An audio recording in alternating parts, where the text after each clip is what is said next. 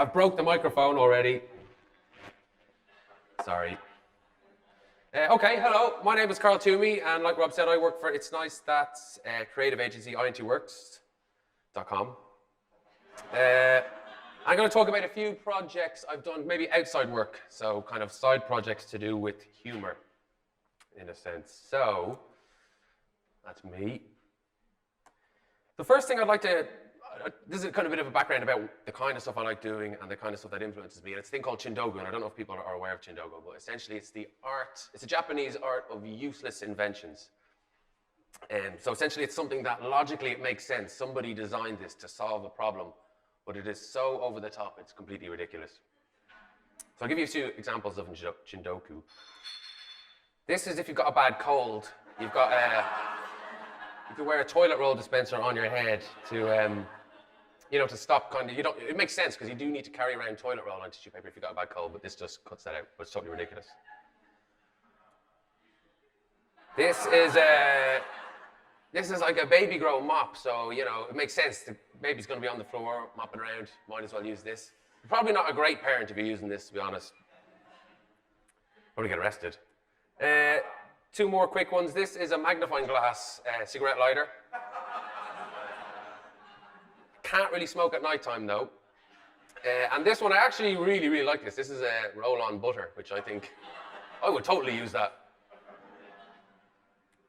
So, yeah, I've kind of, by now you're probably getting a feel for the kind of level of humor I operate on. Kind of pretty low, pretty down here. So I've kind of been making my own inventions for the last few while, sketches. So I'm going to run you through a few of those quickly and then maybe show you one that I actually got to bring into production and bring to market, as I might say in Dragon's Den. Sounds professional. So the first invention I made is called the Hourglass Urn. So the idea here is that you could put the cremated ashes of a loved one into a functional urn. And what I really like about this is I like the thought that maybe I could be like boiling an egg and my dad could be in the urn timing the egg for me. It's a nice way to spend time with someone after they've perhaps gone. Another invention I have made is Patio Kebabs. So, taking the functionality of the outdoor garden heater with the doner kebab cooker, you can enjoy delicious kebabs all year round. Max Smoothie, so I think you could fill the bubble in your Air Max with fruit, go for a run, and then, pour it in a glass after. Might be a little bit athlete's footy, but I think it'll be okay. I actually think this is a good idea, but this is a musical hairdryer. That hairdryer makes so much horrible noise that why can't it play music instead? So I'm thinking like a Beats by Dre hairdryer could be coming out pretty soon. Or this last one for children, kind of Kiddies drain and blocker.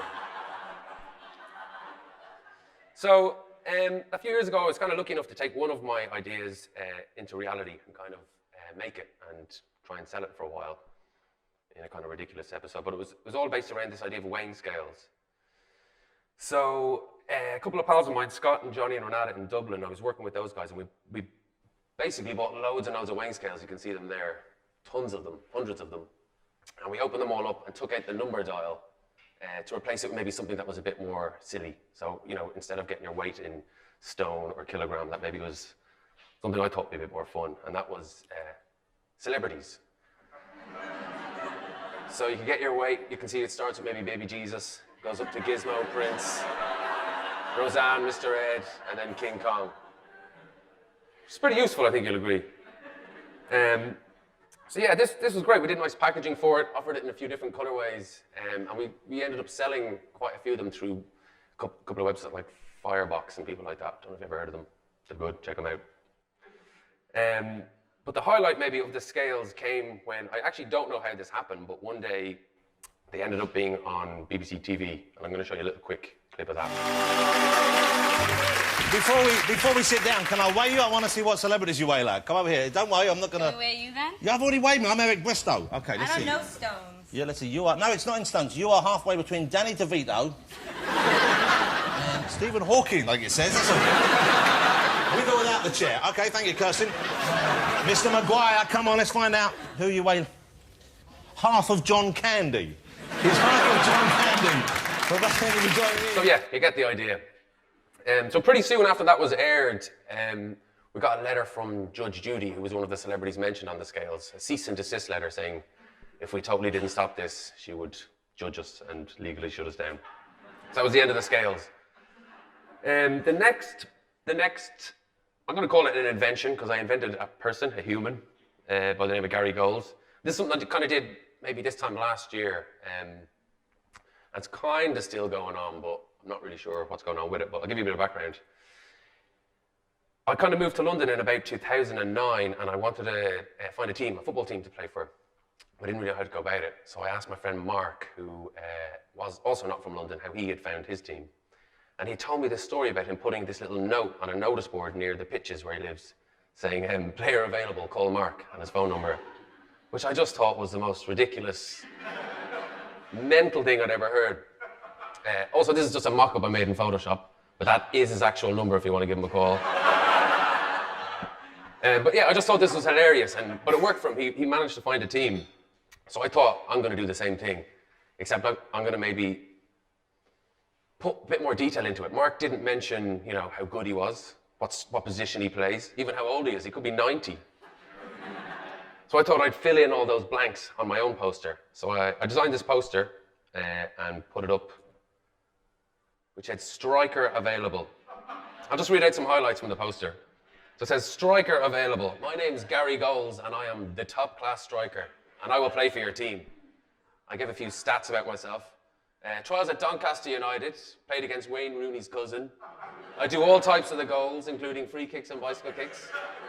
I have scored in every match I have ever played in, and I do not lie.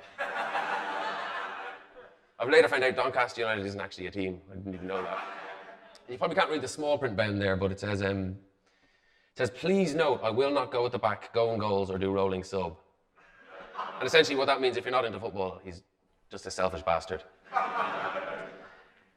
Also, you'll see I put you can't see it there at all, but it says GaryGoalMachine@gmail.com, so people could actually start emailing me if they wanted. And this phone number here, I bought a SIM card, so people could start ringing me. And to this, I actually got my friend Michael, who's here somewhere, I thought Gary Goals should have a voice, so if people rang, there should be a voicemail greeting there to talk to him. So I asked my friend Michael here to be the voice of Gary Goals. I'm going to play, I hope it comes out clearly, it might not, but I've also written it up so you can read it. So I'm going to play that.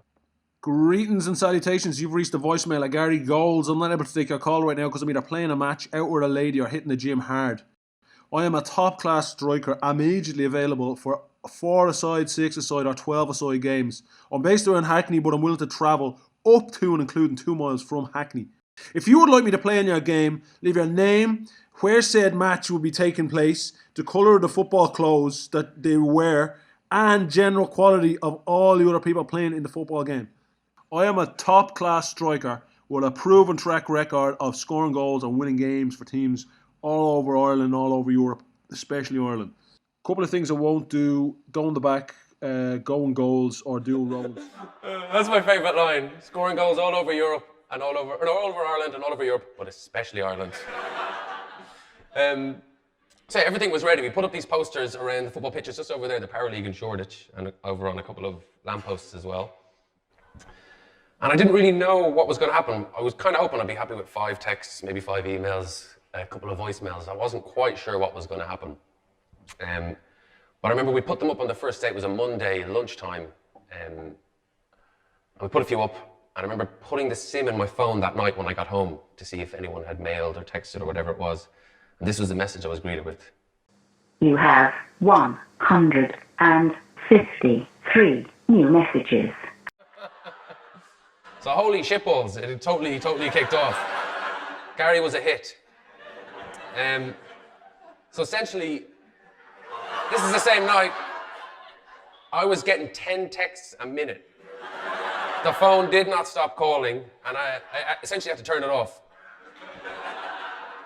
So I went online onto Twitter to see what was going on, and basically it had totally kicked off on Twitter. People were tweeting the poster, people were talking about the voicemail. People were totally behind him though, they wanted him to be real. It was all quite positive stuff. And I counted, well I didn't count it, some software counted it, but it was nearly 5,000 tweets in the first 2 days. which was kind of mental. Then it kind of hit the mainstream media, hit the Daily Mail and the Mirror, and what I particularly liked about this is it was less about they talked about the poster, but it was also more about, they'd actually rang the voicemail and were quoting things on the voicemail, which I really loved. It felt real. Then it went to America. Fox News and NBC started talking about it. So not only did they tweet about it, they did articles about it. And it just kept going. It just kept getting crazier and crazier. It was in Spain, it was in Italy, it was in Germany, it was in Australia. I did interviews as Gary Goals with a German magazine. It was mentioned in podcasts. Fake Twitter profiles were set up. And even someone built Gary Goals in FIFA, the football game. It's pretty mental, but it was brilliant. So, I guess, yeah, what I liked about it is this one poster I got literally all the voicemails. Is about, I think there's 3,000 offers of people offering me to play in their game, which is amazing. And I love how positive and friendly and real it felt. And I've actually put, you can listen to them on my blog, I've put up over 2 hours of voicemails you can listen to. It's pretty funny. And I guess, I'm trying to be smart about this now, but linking it back to maybe Chindoku and the inventions, that what I love about this is it was such a logical thing to do. It made sense to put these posters up if you were Gary, but he did it in such a ridiculous, over-the-top way that I think people just went nuts for it. And it's still going on. If you put in the hashtag Gary Goals, there's still people talking about it, which is great for me. But yeah, that's it. I hope that was fun. Thank you.